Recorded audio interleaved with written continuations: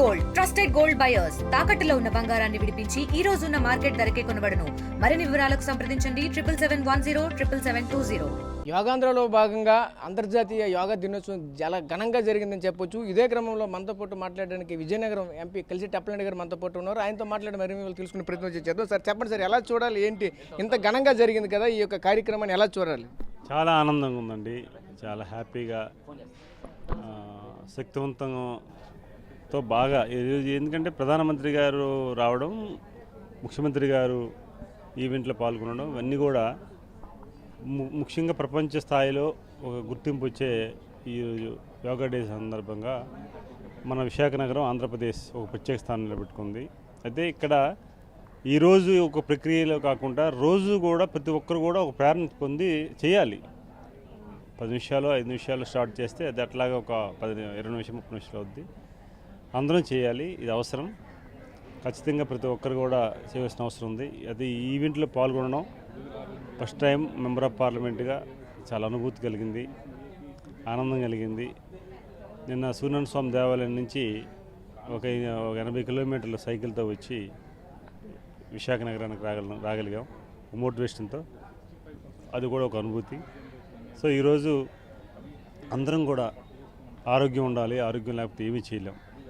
మాట్లాడుతాం ఆరోగ్యం కోసం, కానీ నిర్లక్ష్యం చేస్తాం. కానీ ప్రతి ఒక్కరం కూడా ఆరోగ్యం పట్ల సీరియస్గా తీసుకోవాల్సిన అవసరం ఉంది.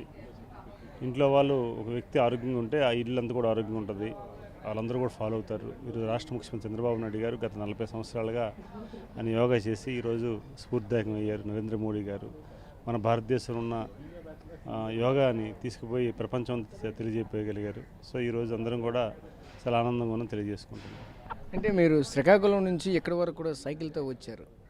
ఇది ఏ ప్రేరణగా దీన్ని తీసుకోవాలి? ఒకేసారి అంటే యోగాలో భాగంగా వచ్చారా, లేదంటే శారీరకంగా దృఢంగా ఉంటారనే ఆలోచనతో వచ్చారా, లేదంటే ప్రజల్లో అందరిలో ఎప్పుడు కూడా నానుతూ అంటే ఒక సెలబ్రిటీలా ఉండాలనే ఆలోచనతో వచ్చారు? ఎందుకని చేత ఈ విధంగా ఒక ఇన్నోవేటివ్గా ఆలోచిస్తూ ఉంటారు? గతంలో చూసుకున్న పార్లమెంట్కి కూడా సైకిల్ పైన వెళ్ళారు. ఈరోజు చూసుకుంటే అక్కడి నుంచి ఇక్కడి వరకు ప్రధానమంత్రి నరేంద్ర మోడీ గారు వస్తున్నారని సైకిల్ పైన శ్రీకాకుళం నుంచి విశాఖపట్నం సైకిల్తో వచ్చారు. దీన్ని ఎలా చూడమంటారు?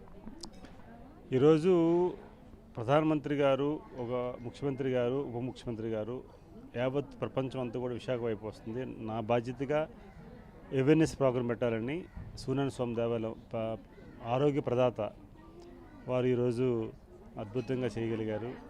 ఈరోజు దాంతో మేము అక్కడి నుంచి స్వామివారి దగ్గర సూర్య నమస్కారాలు చేసి ఆయన ఆశీర్వాదం తీసుకొని సభ విజయవంతం అవ్వాలని, అలాగే అందరూ కూడా ఆరోగ్యపరంగా అందరూ బాగుండాలని తీసుకోవడం జరిగింది.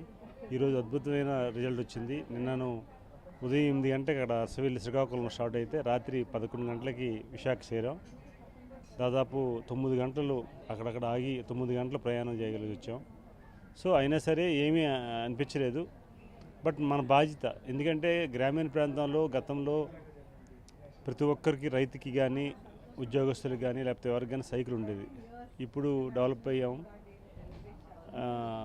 బళ్ళు వచ్చాయి, కార్లు వచ్చాయి. ఆర్థికపరంగా డెవలప్ అవ్వాలి, కానీ శారీరక పరంగా ఆరోగ్యపరంగా డెవలప్ అవ్వాలంటే ప్రతి ఒక్కరింట్లో సైకిల్ ఉండాలి.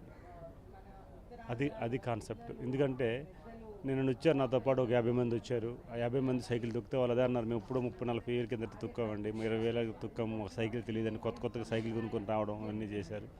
నా ప్రయత్నం ఏంటంటే ఇంటికో సైకిల్ ఉండాలి ఆరోగ్యపరంగా.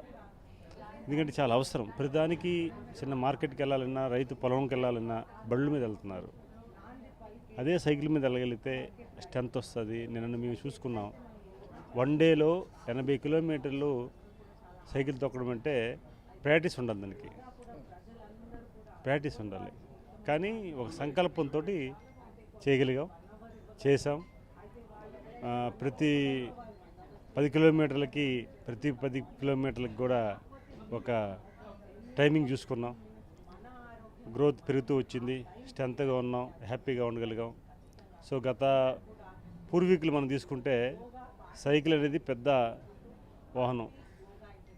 సరే, ముఖ్యంగా చూసుకుంటే ప్రతి ఒక్కరు కూడా సెలబ్రిటీలు కావచ్చు, నాయకులు కావచ్చు, ఏదైనా ఒక పని స్టార్ట్ చేసామంటే ఓన్లీ ఫోటోలకు ఫోజ్ ఇచ్చి 4 వీడియోలు తీసి వెళ్ళిపోయినటువంటి పరిస్థితి కనిపిస్తూ ఉంటుంది.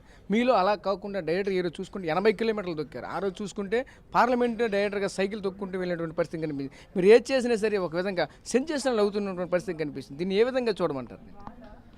అది బాధ్యత అండి. ఎందుకంటే మెంబర్ ఆఫ్ పార్లమెంట్గా ఉన్నాం, ప్రజాప్రతినిధులుగా ఉన్నాము, మనం ఆచరించాలి. మిగతా వాళ్ళు పాటిస్తారు.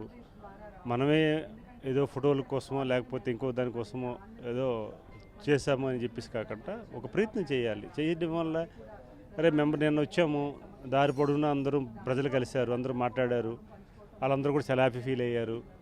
అది మెంబర్ ఆఫ్ పార్లమెంటు సైకిల్ దొక్కుతున్నట్రా ఒక ఎంపీ గారు, మన ఎంపీ గారు అని ఒక ఆనందం. సైకిల్ కూడా చెప్పారు, మీరు కూడా సైకిల్ దొక్కండి అన్నాం.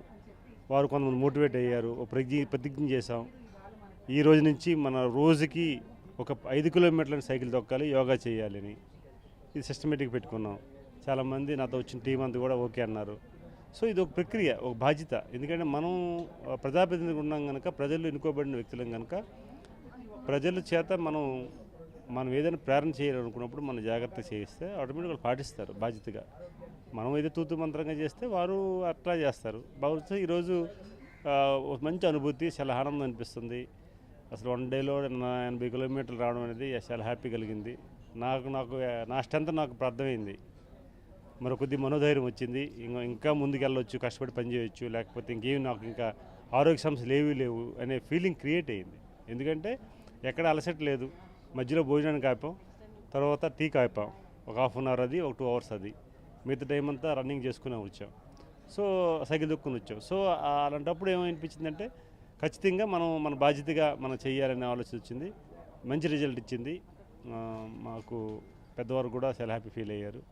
సో మన బాధ్యతగా ఉత్తరాంధ్ర ఈవెంట్ జరుగుతుంది కనుక ఉత్తరాంధ్ర పౌరుడిగా నా బాధ్యతగా నేను ఈ కార్యక్రమం చేశాను. Sir thank you.